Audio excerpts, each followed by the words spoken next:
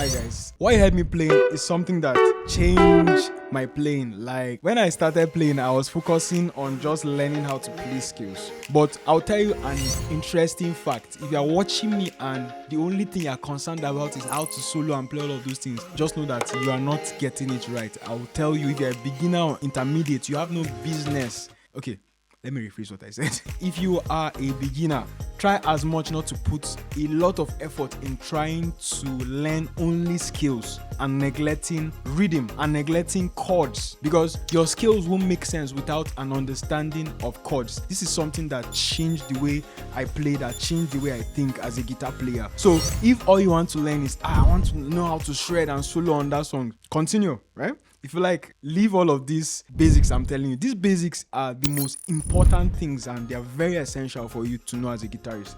Rhythm playing is something that would make your lead playing effortless, okay? So in this video, I'm going to show you one of those rhythm elements that will change your playing. So stick to the end of this video. What I was playing earlier is what we call intervals. If you're watching this video, I believe that, let's say you already know how to play your major scales. Now this thing that you hear, right, can be played as intervals. An interval is what distinguishes whether something is major or minor. You can also look up this explanation. I'll try to find a better explanation and write it. So, but just know that this do, re, mi, fa, sol, la, ti, do, there's how you play that to distinguish this thing is a major or a minor. So when we are playing in a particular major scale, like for example, the D major scale, the 1 is played as a major interval, so it looks something like this. So do, mi on the 1, 3, okay? Then the 2 is played as a minor interval. Re, fa. Can you see? So major intervals make use of this shape, minor. And one of the things that will make your playing effortless is when you understand that shapes are actually reusable. Now, what do I mean by reusable? It means that if I understand this, I can actually move it to play without changing anything. I'll just have to slide. All right. So here's a fun fact. I usually tell people the 1, 4, and 5 in any major scale, do, re, mi, fa, sol, la, ti, do, the 1, the 4, and the 5, they are played as major intervals, which means if I pick this interval, this one, and I move it to the 4, it sounds like a major. And if I play it, can you hear that all of them, like they sound suitable, right? It's because they are part of the same family. And then the same thing for 2, 3, and 6. Then this is the 2. Now the 2 uses this shape, remember?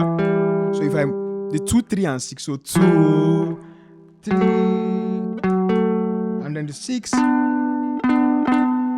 Okay, so all you have to do is to now know how to use these shapes in different positions. So my 1, so do, re, mi, fa, sol, la, ti, do. If we want to play all together now, we can do major, right? Then 2 is minor, 3 is minor. Instead of going straight, we can come here to the next string, then, which is the 4, which is major.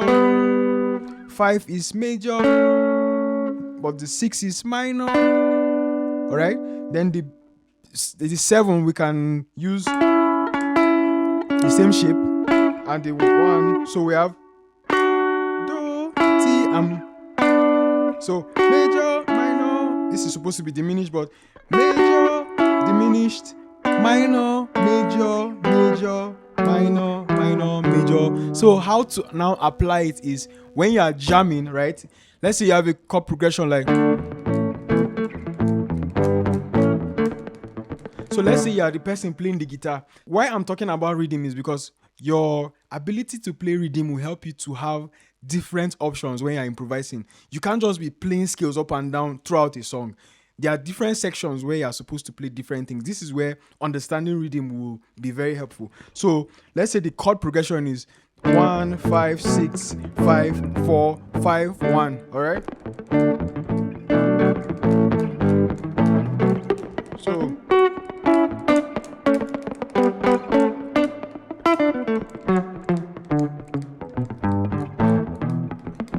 So can you hear what I was doing? I was playing the intervals instead of the chords.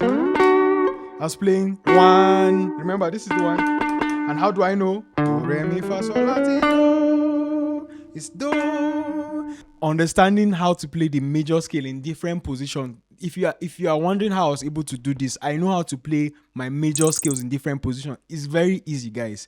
All you need to know is to understand the fretboard and then just move shapes. For example, if this is my C major, if I want to play my C sharp major, you just move 1 step forward. I'm in another key. Move 1 step forward. I'm in another key. You don't have to overthink it. And if you feel like this was too fast, I've actually created a course that explains this from scratch. So just use the links below to get it. All right. So you can use this in place of your chords. Okay, so this is one of the elements of playing rhythm. Yes, playing rhythm guitar. And it's something that when you understand, you're going to sound, can't you hear how cool it sounds?